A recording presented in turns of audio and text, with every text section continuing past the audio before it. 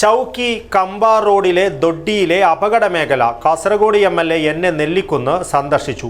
എം.എൽ.എയുടെ നിർദ്ദേശപ്രകാരം PWD assistant എഞ്ചിനീയറും ഉദ്യോഗസ്ഥരും സ്ഥലത്തെത്തി പരിശോധന നടത്തി.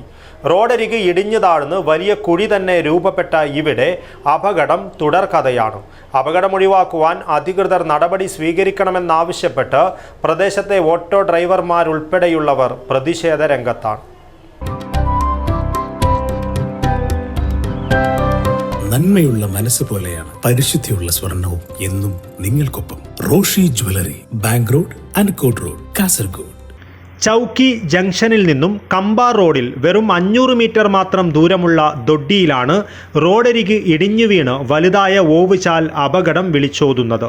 1.5 വർഷത്തിനുള്ളിൽ ഇവിടെ നടന്ന വാഹനാപകടങ്ങളിൽ 3 ജീവനുകളാണ് നഷ്ടമായത്. കഴിഞ്ഞ ദിവസം കാറും ഓട്ടോയും കൂട്ടിയിടിച്ച് ചൗക്കിയിലെ ഓട്ടോറിക്ഷ ഡ്രൈവർ ബദ്രംപള്ളയിലെ ഹമീദിന് പരിക്കേറ്റിരുന്നു. ഇത്തരത്തിൽ അപകടങ്ങൾ തുടർക്കഥയാകുന്ന സാഹചര്യത്തിലാണ് കാസർഗോഡ് എം.എൽ.എ. എൻ.എ. നെല്ലിക്കുന്ന് സ്ഥലം സന്ദർശിച്ചത്. എം.എൽ.എയുടെ നിർദ്ദേശപ്രകാരം PWD അസിസ്റ്റന്റ് എഞ്ചിനീയറും ഉദ്യോഗസ്ഥരും സ്ഥലത്തെത്തി പരിശോധന നടത്തി. വിഷയത്തിൽ ഇടപെടൽ നടത്താമെന്ന് എന്നെ നെല്ലിക്കുന്ന് എം.എൽ.എ. അറിയിച്ചതായി ചൗക്കിയിലെ പൊതുപ്രവർത്തകനായ കരീം ചൗക്കി പറഞ്ഞു.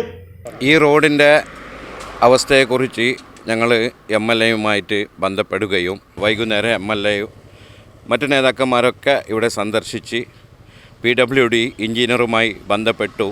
PWD എഞ്ചിനീയർ പിറ്റേ ദിവസം വന്ന് അവരെല്ലാം നോക്കിക്കണ്ടു. അപ്പോൾ ഏപ്രിൽ മാസം അവസാനത്തോടു കൂടി ഈ റോഡിന് ഫണ്ട് വെച്ച് ചെയ്യുമെന്നാണ് PWD എഞ്ചിനീയർ ഞങ്ങൾക്ക് തന്ന വാക്ക്. അപ്പോൾ അതുപോലെ ഉണ്ടാകുമെന്ന് ഞങ്ങൾ വിശ്വസിക്കുന്നു. എത്രയും പെട്ടെന്ന് ഇതിനൊരു പരിഹാരം കാണണമെന്ന് പറഞ്ഞാണ് ഞങ്ങൾ എം.എൽ.എയെ സമീപിച്ചത്.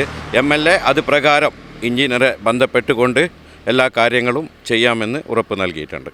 അപകട ഭീതിയെ തുടർന്ന് കാൽനടയാത്രക്കാരുൾപ്പെടെ ഭീതിയോടെയാണ് ഇതുവഴി പോകുന്നത്. ഇപ്പോൾ സുരക്ഷയ്ക്കായി കുറച്ച് ടാർ വീപ്പകൾ റോഡരികിൽ സ്ഥാപിച്ചിട്ടുണ്ട്. എന്നാൽ ഇതൊന്നും അപകട സാധ്യത ഒഴിവാക്കുവാൻ പര്യാപ്തമല്ല.